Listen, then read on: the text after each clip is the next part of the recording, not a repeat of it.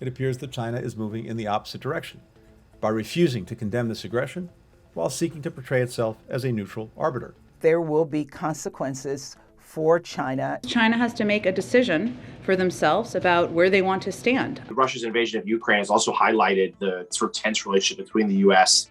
and China. It is the defining rivalry, Biden says, of his term and potentially of the century. My name is Jonathan Lemire. I'm the White House bureau chief for Politico, covering the administration's response to Russia's invasion of Ukraine and the relationship with China. China plays a subtle but outsized role. In fact, on the eve of Russia's invasion of Ukraine, Russian President Vladimir Putin traveled to Beijing for the opening of the Winter Olympics. He was hosted by Chinese President Xi Jinping, and the two men declared that their country's friendship had no bounds. Beijing and Moscow managed to see past those differences and focus instead on one common adversary, the United States.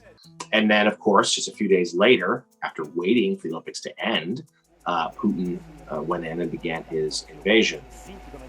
Public remarks from China are interesting, where on one hand, we have heard, from even in recent days, from their foreign minister talk about how close their relationship is with Moscow.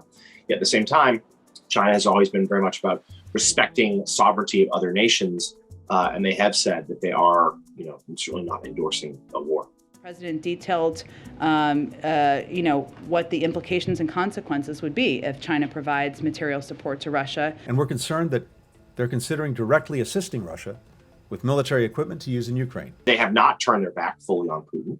They haven't really reached out with a helping hand either, which in itself, some American officials say is a win, that if China were to stay neutral, that would be okay, because, the sense is that Russia would eventually exhaust itself if they didn't get reinforcements from China, that Putin becomes far more dangerous if Beijing does actively help him. They're in an uncomfortable position. They have been put in a position of defending Russia against their own principles of sovereignty and integrity of borders.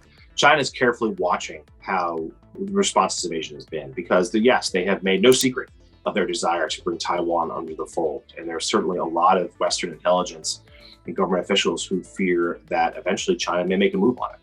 And they are watching, though, and hope that China might be having second thoughts because of how the West has rallied behind Ukraine. The American officials I've talked to say they've seen China's probably watching the struggles of the Russian military against Ukraine, that this invasion has not gone nearly as well as Moscow would have thought.